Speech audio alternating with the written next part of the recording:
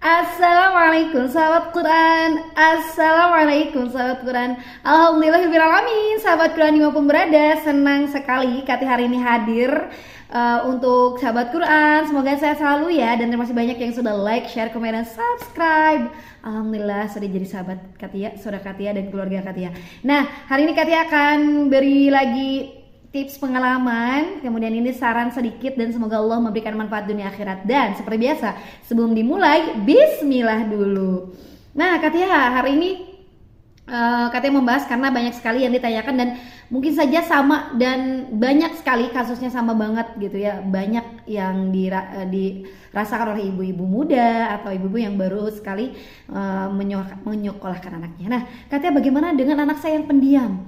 Di rumah dia ceria, kemudian dia pemerhati banget, nilainya bagus dan sebagainya. Bahkan ada yang juga orang tuanya khawatir kenapa kok bisa begitu.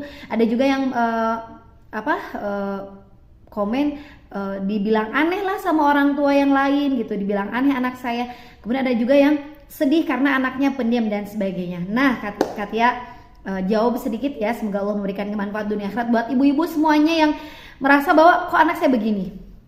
Oke teman-teman, untuk anak pendiam kita harus teliti dulu, dan kita harus pahami, benar-benar pahami dengan sebaik mungkin agar ini tidak menjadi sebuah kekurangan, sebuah masalah besar, atau ini sebuah keburukan dan sebagainya.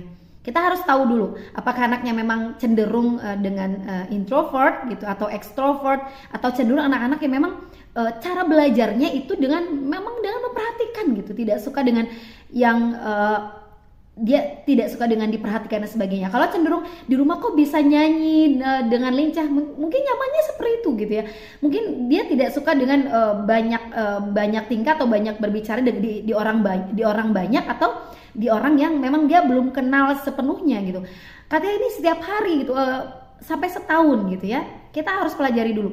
Kalau memang pendiamnya itu tidak merugikan orang lain, artinya dia belajar dengan baik, dia tidak marah-marah, dia tidak uring-uringan atau tantrum saat mau sekolah, atau dia belajarnya cukup baik dia gitu ya. Menurut saya tidak apa-apa gitu menjadi dia. Mungkin aja itu sebenarnya menjadi wataknya, karakternya, cara belajarnya dan sebagainya. Kalau seumpamanya anak itu tiba-tiba dijadikan aneh bagi orang lain gitu ya, bagi orang lain, kita kasih tahu saja gitu ya, dengan kita tetap main bareng dengan teman yang lainnya, ajak main bareng lah, nggak apa-apa lah.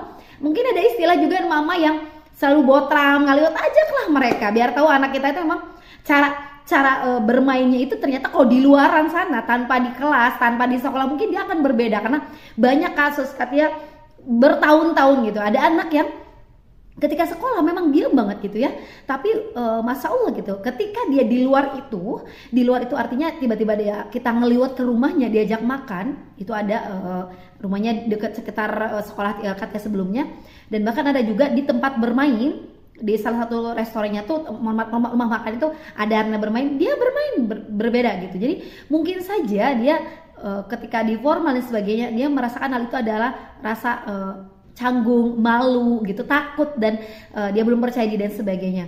Jadi janganlah takut gitu. Jadi kalau Katia ngelihat orang tua yang mengatakan anak saya kok pendiam dan sebagainya, kalau itu bukan keburukan, kalau itu bukan kekurangan, kalau anak-anak itu ternyata tetap bagus nilainya, anak-anak tetap memperhatikan bu gurunya, tidak ada tantrum di sana, tidak ada menyakiti di sana, tidak ada ngamuk-ngamuk di sana, tidak ada lempar barang di sana, nggak apa-apa untuk menjadi pendiam. Bahwa karena menjadi pendiam itu bukan suatu keburukan, kalau memang itu adalah karakternya, kemudian itu adalah gennya atau apa, itu tidak apa-apa gitu. Jadi Katia ingatkan kembali bahwa kalau anak diam itu kemudian emas, artinya dia tetap belajar dengan baik, memperhatikan dengan baik, pelajarannya dikuasai dengan baik, itu nggak apa-apa. Jadi tidak harus pertanyakan kepada Katia kenapa anak saya diam di rumah begini begitu, ya mungkin itu cara belajar dia gitu, dan mungkin dia pendiam, dia pemalu dan sebagainya. Yang aneh itu ketika di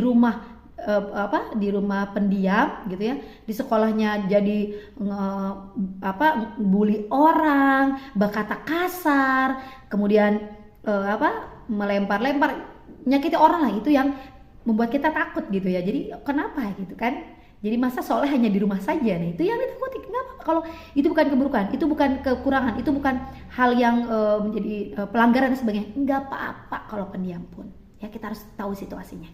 Oke? Semoga Allah berikan manfaat dunia akhirat dan kita ketemu lagi di video selanjutnya. Dan tetap setia dengan Katia dan like, share, komen, subscribe. Kita tutup ya. Subhanakallahumma wa bihamdika asyhadu an la ilaha illa anta astaghfiruka wa atubu ilaik. Assalamualaikum warahmatullahi wabarakatuh. Assalamualaikum warahmatullahi wabarakatuh.